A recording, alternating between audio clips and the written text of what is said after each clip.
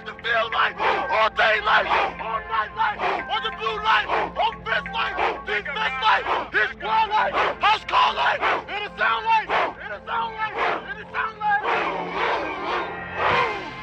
Man, it's been one crazy football season this year, boy. Jets still soul-searching because Aaron Rodgers wasn't the answer. Bears' playoff drought still continues. Browns still in QB hell that they put themselves in a little bit, kind of, sort of. Joe Burrow's playing great, but the Bengals, not so much. And it's driving everybody crazy. If your defense can't stop anybody, what can't you do at the quarterback position? A lot of things. Do you think Dan plays favorites? Yeah, oh, absolutely. Everybody does. I am shocked right now. But the one thing that I got to say isn't that surprising, it's not that shocking, at least for me. The running backs are running with a vengeance, man.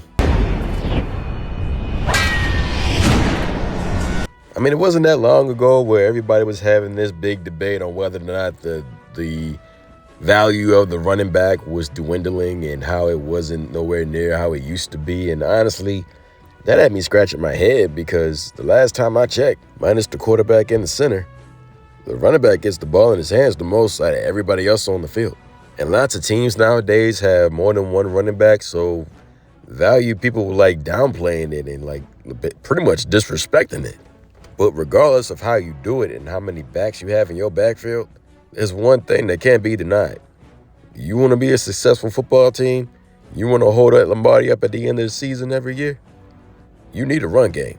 Correct! Every championship team, whether it be a team that was one and done in the Super Bowl or teams that won back-to-back, all of them had some form of a run game. You had to respect the run game. And how the NFL is nowadays, how everybody wants to praise the wide receivers and the tight ends and the bombs downfield, that's all well and good. But the one thing about football that everybody seems to forget sometimes is that football is kind of like boxing. Yeah, it's cool to see somebody get dropped by a straight Hail Mary knockout, but that's only part of the game. That's only part of the strategy. At least it should be. The run game is kind of like the body shots. It may not be significant. It may not be pretty. It may not grab your attention and shock everybody when they see it, but it's just as important. Sometimes guys even go down with a body shot. You get you a good scheme and a good running back, you can gash the defenses, wear them down, run them down, wear them out, open up opportunities for the other players like the tight ends and receivers to stretch the field, give your defense time to rest, drain their defense, suck the soul from the team. That is what a run game can do for you. And it was just hilarious to me to see all these teams to not really pay it any attention. These last two off seasons, they were doing the running backs dirty. I mean, this past off season alone, a lot of running backs left either former teams or wanted new contracts or were even drafted and folk was saying something out of their neck. Everybody was questioning Josh Jacobs why he left Vegas, but then he goes to Green Bay and look, he's over 1,000 yards rushing and 11 touchdowns. Joe Mixon was traded to the Texans like he wasn't nothing, and he's over there having 7 games over 100 yards, and he also has 11 touchdowns. David Montgomery, let go by the Bears. They didn't have it anymore.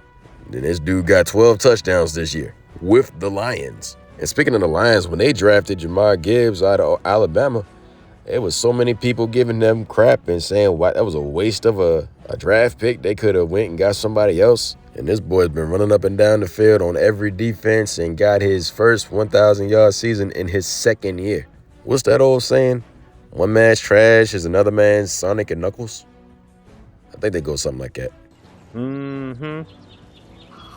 Shoot, Derrick Henry. Everybody was saying, well, he's hitting 30. He's getting old. He ain't going to have it. He doesn't have it. He's going downhill from here.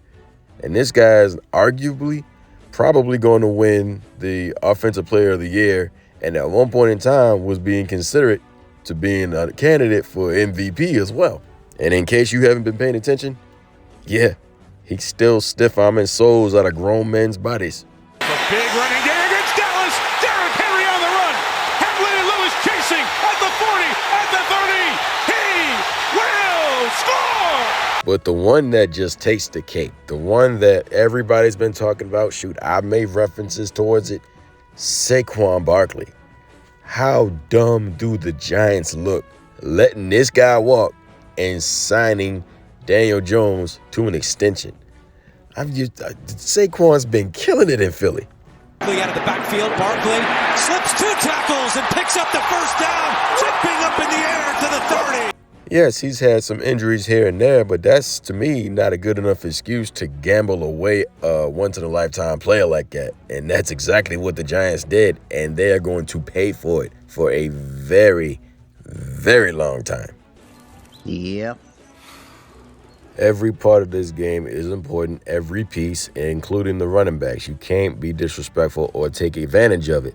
We've even seen top-caliber quarterbacks struggling, and when they struggle, what are they supposed to fall back on? What do you fall back on when your passer can't get the ball downfield or your receivers can't catch the ball? Your run game. And I hear some fans and I've heard some people saying they like seeing high-scoring football games, but I'm sorry. I ain't a fan of that. If you want to see high-scoring football games, buy you a PlayStation or an Xbox and play Madden. That's how you can get it. They can try to make it as cute as they want, but at its core, football is smash mouth, it is in your face, and it is physical. The game or the teams that play that kind of that have that mentality and play that style of game will be the finesse team every single time. Because while you're over there trying to be cute and flashy, the other team is running straight at you, hit you in the mouth, and you don't know what the heck just happened to you. Not to mention the backs that are coming out of college now have hands, so they can catch the ball out of the backfield and make something happen as well. That just adds more value to the running back position. And you know what? Before the season is over, I really, really hope that anybody that's been watching football, paying attention, takes notes, and understands, and they learn the running back position is a lot of things, but fading away ain't one of them. Thank you for watching this video. By all means, like, share, and leave a comment. And if you want to see more content, go ahead and push the subscribe and notification button for videos already up and for the ones to come.